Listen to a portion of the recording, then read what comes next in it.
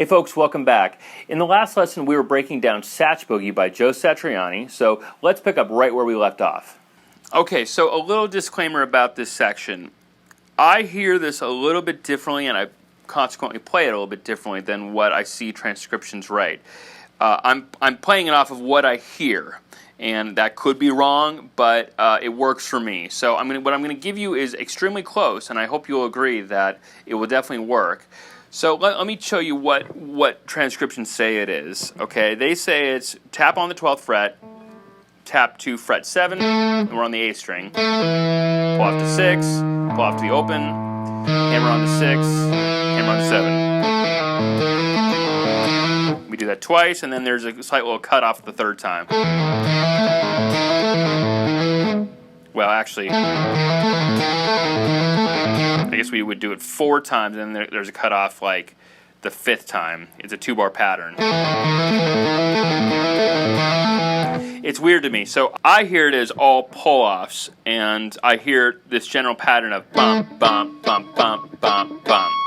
And I could be wrong, but I mean, the drums are obviously doing that boom, boom, boom, ba, boom, boom. In any event, it's easier for me just to think of it like that, as all pull-offs.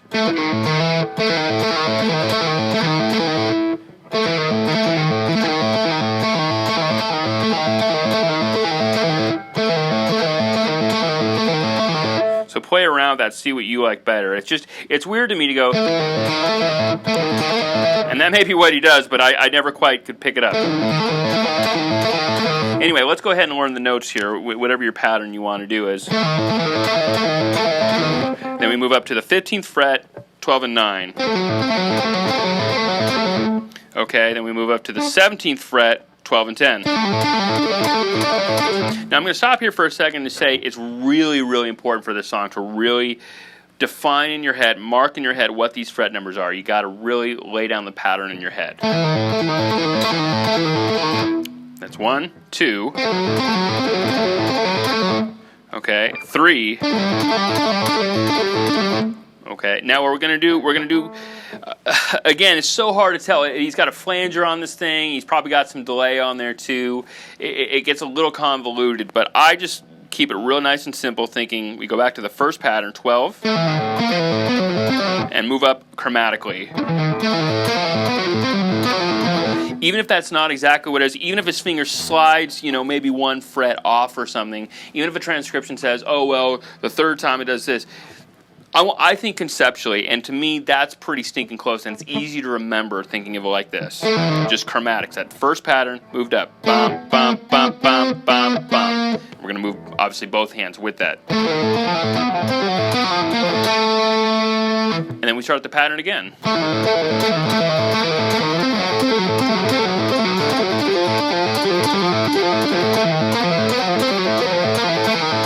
And we start the pattern over again.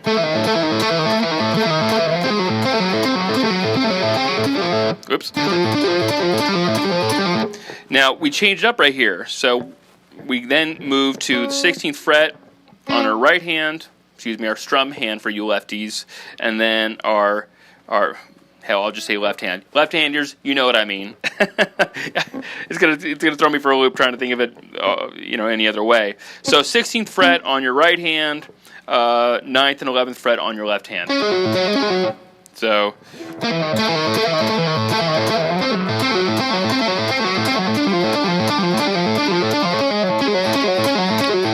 Yeah, so 9, 11, 16. Okay, now we're going to move that down a fret.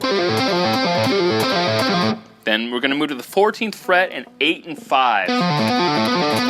Now that section right there, mark it in your brain. It's important to practice just that in isolation to really make sure you know that. So.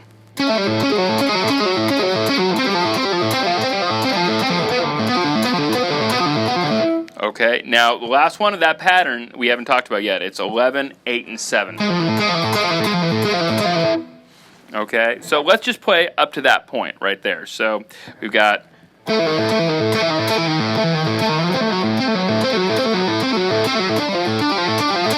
Chromatic. Start over. Now here's the variation. mark these frets in your mind's eye, like mark them like really hard, because you got to make sure you get them, because that's going to set you up for the next section.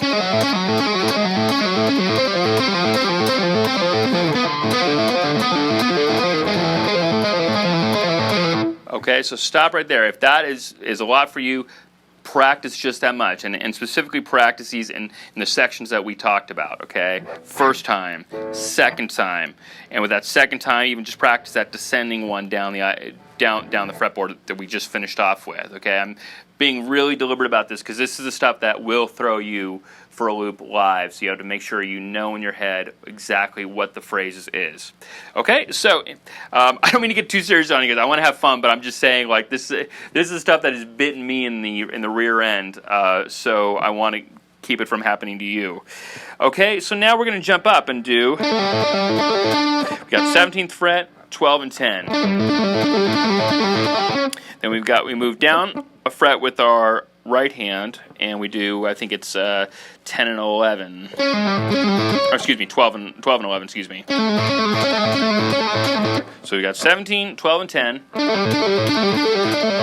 16, 12, 11. And the good news is here, to me, we're kind of in the clear because we just repeat this back and forth.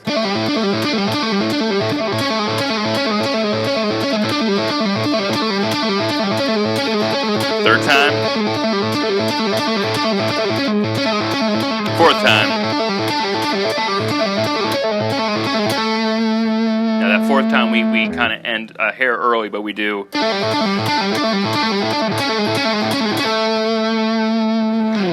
Okay, now I guess I just know that by the sound of it, so I'm not sure a good way to remember that, but just be aware that fourth time does cut off. Practice with the recording, really try to nail the timing of how that releases, okay? Now, I will say here, just for fun, that live Satch does a little variation, and it's hard to tell if he does it on the studio. I've listened for it, and I can't quite remember, but if we're doing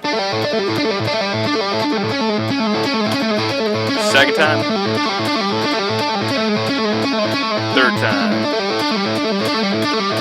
I think it must be the third time he does. He does a little melody line there.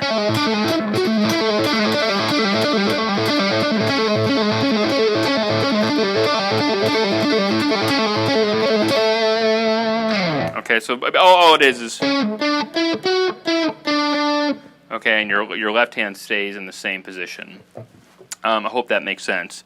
Okay, now once we've released that last note, now he does a little wow, wow, wow, wow, wow, wow. Now here's where what he calls the lizard down the throat, where we depress the bar and slide up so that generally the pitch stays the same, but there's definitely something weird going on. Okay, and then we're back in the head.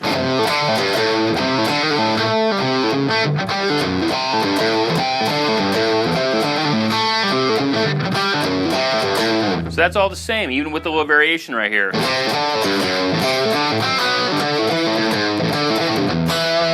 And back to the...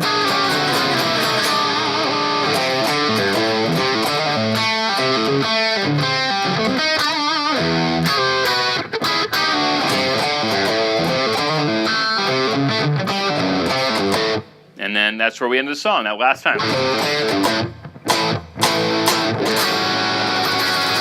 Okay, so that last chord is an A13.